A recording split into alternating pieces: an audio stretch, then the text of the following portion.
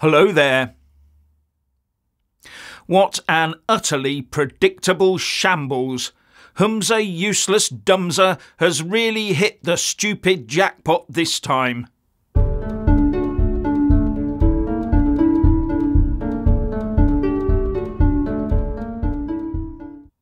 You just couldn't make it up. Humza Yousaf's SNP government follows through on Nicola Sturgeon's Hate Crime Act to make it law, then publicises it widely as the answer to all of society's ills, and heavily encourages everyone who perceives even the smallest of hate crime to report it to Police Scotland, and then wonder why the Scottish justice system is suddenly imploding. Within a week of becoming law, that Hate Crime Act has attracted 8,000 people to report their hurt feelings to the police. That's more in 1 week than in every single year since 2014. That's what widening this law has done. The concept of not putting a law on the statute books unless you can properly police and enforce it seems to have passed by the wit of Scotland's politicians. You can polish useless, but it's still useless. And get this, at 8,000 a week, that would be 416,000 hate crimes every single year. And in 2022 to 2023, there were 103,393 crimes of dishonesty reported in Scotland. So hate crime is running at 4 times the rate of all times of theft, fraud and housebreaking, as well as at 10 times the rate of assaults. And it is those real physical crimes of theft, fraud and assault, as well as rapes, that will be placed firmly on the back burner while they process all those hate crimes, which, by the way, the police has promised to tackle. It looks like Scotland is being handed over to the criminal classes, while the police painstakingly sift through the thoughts of the ordinary citizen. A criminal's charter. But it has achieved one thing. It's managed to draw at least 16,000 people to the attention of the police and be recorded in their databases. Yes, the person or persons reporting the incident and the identity of the victim or victims, together with the perpetrator's details, are now on the police database for all time. That's a great way to glean the political and likely activist tendencies of a whole population. And those that loftily reported these incidents last week might well find themselves on the potential troublemakers list too. We do not populate police databases to let them sit in cupboards gathering dust, you know. The police will be just as interested in the leanings of those who make these reports as they are in the victims and perpetrators. What makes this person a snitch? Can we egg them on and use them more productively? Are they the sort of sad sack that we can get to trawl social media for more hate crimes for a couple of hours a day, for free? You get the idea. They've been doing that with grasses since policing began. And they will also check out whether that person could actually become a problem for them later on down the line. Remember, this was the whole point of starting the concept of hate crimes and non-crime hate incidents in the first place.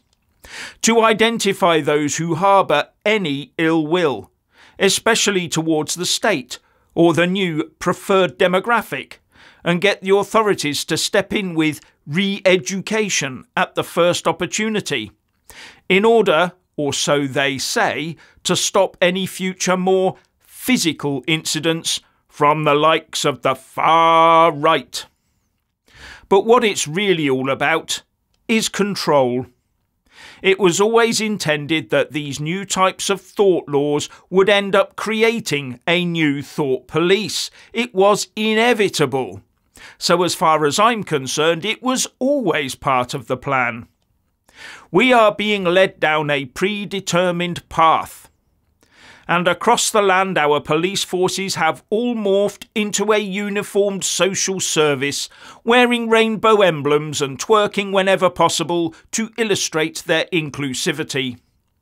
But now the intention is to morph them into a type of Stasi, and that process has commenced in Scotland with the McStasi.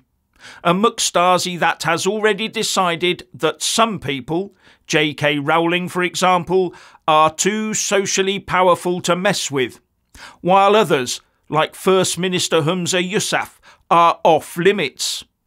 But opposition politicians, like the Tory MSP Murdo Fraser, are fair game. That's just how the Stasi operated in East Germany. But power shifts, and the Stasi always goes with the prevailing power.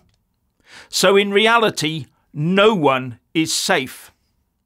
Now, some people say that those 8,000 reports of hate crimes in a week are the result of a public protest at these new laws, or that maybe the police did all they could to encourage it so as to bring the hate crime system down, a sort of internal establishment protest, if you will.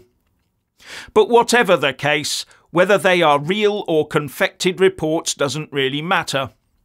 What matters is what do people think about those laws in 6 months' time? Because by then the rate at which hate crimes are reported will in all probability fall to much more manageable levels for the police to handle.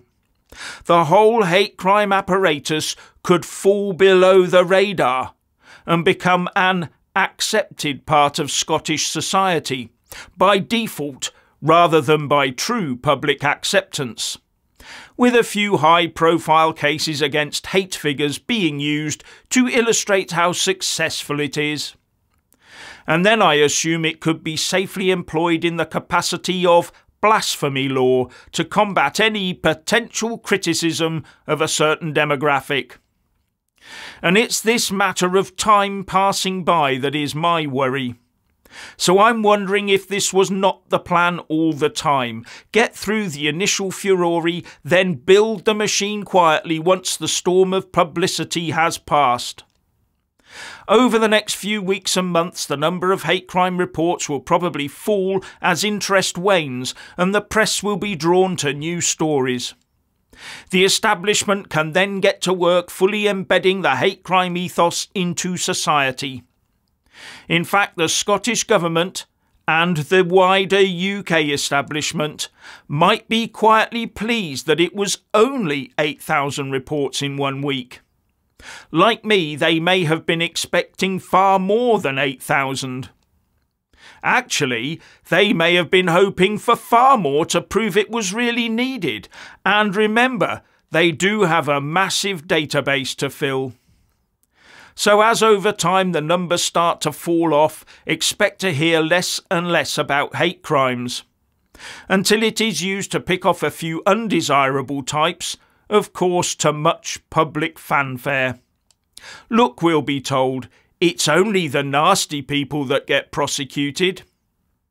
It's at that stage when the bad press on hate crimes stops that we'll know we've lost.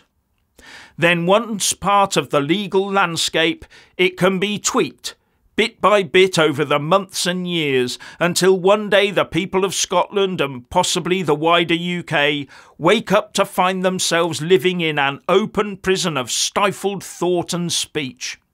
An open prison where every mobile device is a potential jail threat, where every stranger is viewed with a suspicion you cannot articulate, where the authorities cannot be criticised.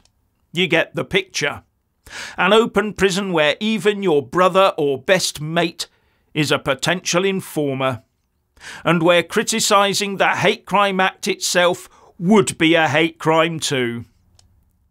People will live in the fear of everything and everyone, but they will constantly be told that if they have nothing to hide, then they have nothing to fear. That's why this hate crime nonsense needs to be squashed immediately, because it is a form of creeping totalitarianism. And in Scotland that process will commence just as soon as the repercussions of the new hate crime laws fall below the threshold for press involvement. And that's when the recreation of society will commence in earnest. Fight it now while you still can.